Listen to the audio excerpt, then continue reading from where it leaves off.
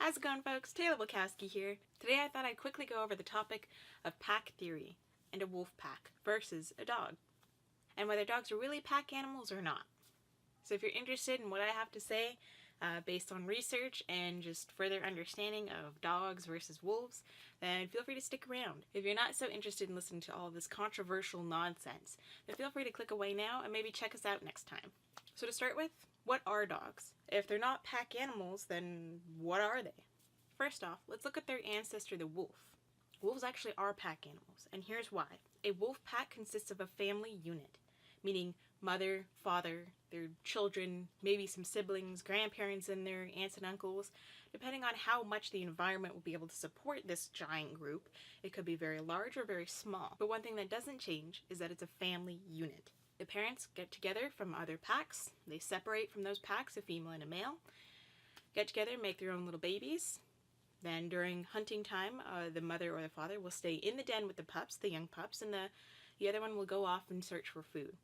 When they bring them back, they feed it to the parent, they regurgitate for their young, so on and so forth. When those young start to grow up, the parents may have a couple other litters with them, and those young will begin to help the pack as well.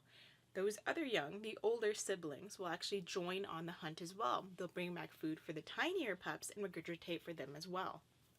So the whole family works together to keep this family unit alive. The more helpers you have, the more food you can get for resources, the more territory you can defend, and overall you may live a little bit of a better life, a little safer life than just being alone or just a pair by themselves. So the bigger the pack gets, the more the group can help each other to sustain life better. And eventually one of the male or females may be introduced to another lonely male from another pack, and they'll separate, make their own family. That's how a true pack works, with the parents raising up the young help to sustain the rest of the pack, they help the other babies, eventually they go off to make their own family. The main difference between dogs and wolves is that dogs don't do any of that. Take a wild dog, for instance. A dog that does not have a family, they're one of the many well-known village dogs in the area. They're maybe living in a dump where there's sustainable food sources, bedding, maybe some water, maybe a few people around, but no real main worries of having a family. If a female who comes into estrus about twice a year is easily impregnated by many a male that is not neutered in the area, she will have some babies. When those babies are done nursing, the mom pretty much gets up and goes on her way. She has to sustain herself. There's too much to worry about protecting her babies, getting food for them, making a gruel for them, keeping them safe while keeping herself safe and getting enough food for her. With no humans to help or no other family members, even in the dog community to help, it's a lot harder for her to raise her pups to be nice and healthy when it's just her by herself. Instead of helping to raise the pups with a family of other dogs that are all mutually respecting each other, there's no regurgitation, there's no extra protection, there's no other grooming. The mother begins to move on with her next cycle and her next male. Those new puppies actually become competition for other dogs around them, including their own mother and or father. And not to mention that any father in the area is not going to stick around to raise those pups, believe me. It's nothing personal, it's just what dogs do, or what they don't do rather. The male goes around impregnating as many women as he possibly can, because that's life. He adds to the population, which is what nature intended him to do. But what we didn't realize we were doing when domesticating dogs is taking away that primal instinct to take care of the young, to go out and make a group and a family of their own. Instead, we made them more like young puppies themselves. So any adult dog, even 10 years old, still has the young mind of a 6-month-old wolf pup.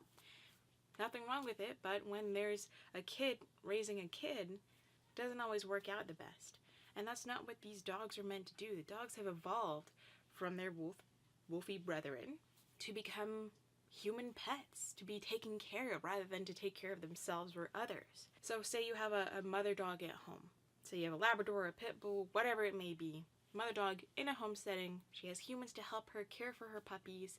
She gives birth. They give her a nesting box. They give her everything she needs. They help her with cleaning the pups, feeding them, making gruel for them, making sure no pup goes without food or bedding or warmth.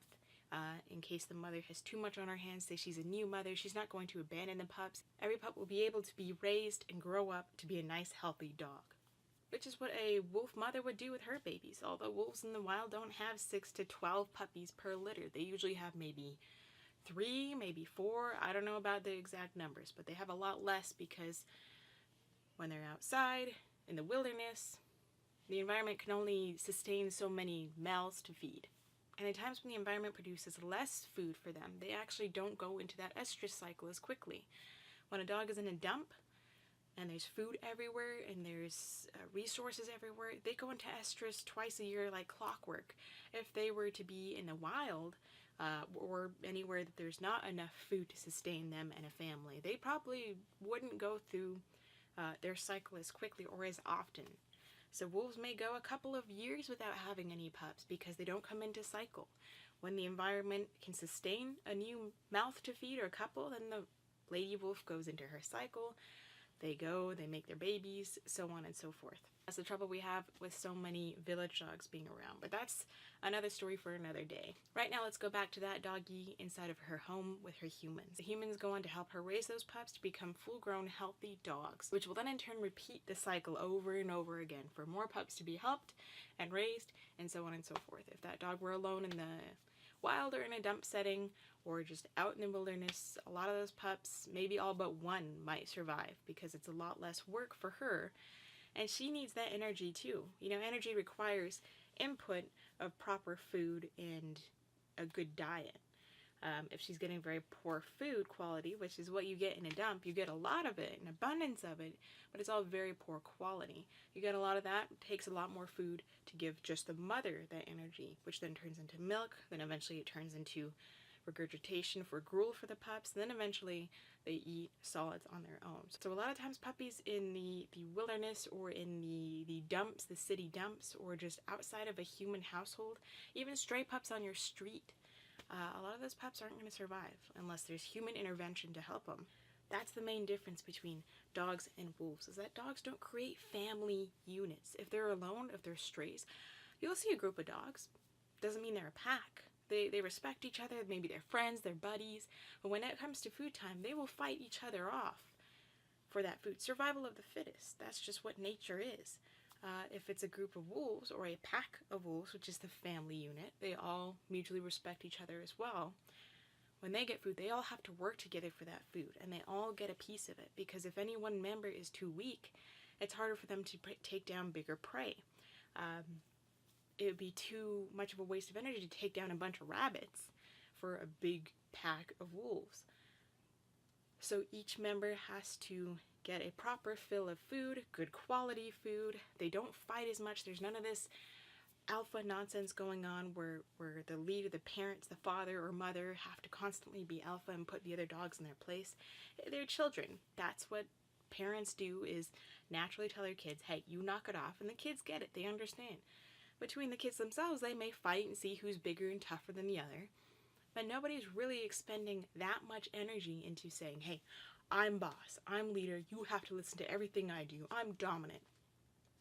It doesn't happen so much. Maybe in dogs it happens a lot more because they have that unending supply of energy, meaning food. They can use that extra pent-up energy from being locked outside all day or chained up outside, locked in a crate, and they have this energy to give up because they're going to get it refilled again. So they can fight with others, they can be more aggressive, they can be more bully-like, they can be more dominant in moments because they have that energy to get rid of, and they're going to regain that energy very easily. They don't know that it's coming back, but it doesn't help the situation. For a wolf to constantly be putting down his children or his family or his pack and trying to be dominant and aggressively and systematically keeping each one in their place and no one moves in front of me or I will correct you, is just a waste of energy and time, and it's nonsense. Wolves don't think that way. A lot of times in a pack unit, if they're all moving together, the younger pups will go in front because the older wolf, the leader, the father, the mother, are a little bit slower, and hey, let the young ones go out and scope ahead. Let them be a scout. Let them look for food and let us know when they have found it, and then we'll go help with the hunt. Or we may stay back and watch the pups while the younger ones go out and learn to hunt. That's really what it is. It's not about, don't step in front of me or I'll correct you. Again, a waste of energy, a waste of life. You need more food to replenish that energy that it takes to correct someone and really have them understand it. Of course, don't get me wrong, when they do fight with each other, they mean it. but they're not going to injure each other just to tell someone, you better listen to me. What happens when you have an injured wolf? They can't hunt, and that's not good for the pack.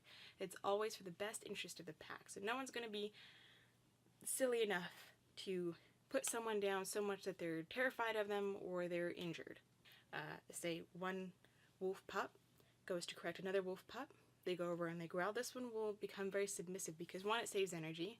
Two, they don't take a correction they don't need. And it just says, okay, I get it, you're bigger. You know, let's squash this and be done. This wolf may learn from that. Great. Maybe the next day, this wolf that was more submissive will be able to get this one on the ground and assert themselves. That's just the way dogs and wolves work. Dogs will do the same, but doesn't mean they're going to try and kill each other or they're constantly trying to be dominant. They're just kind of feeling their oats. They're feeling their way around. They're trying to teach each other how big and strong they are and what they can do, and they're learning from each other. Doesn't mean people need to do the same. Humans are not dogs. We're certainly not wolves. And dogs are not wolves, and wolves are not dogs. This is all information that many people and many a trainer have taught the public, that you need to act dominant, you need to act alpha, you need to treat dogs like they're wolves. I guarantee anyone, trainer or human for that matter, tries to correct a wolf the way you would a dog, that ain't gonna work. That wolf will have you on the ground faster than you can blink, and rightfully so. Wolves are not as aggressive unnecessarily and alpha and blah, blah, as we think they are. Okay, wolves are very unique creatures, and so are dogs, and so are humans. But the fact that we think that we need to dominate everything is just human ego. The main message to walk away from this is you don't need to be constantly aggressive or asserting yourself or asserting your dominance over any animal that you're trying to bond with.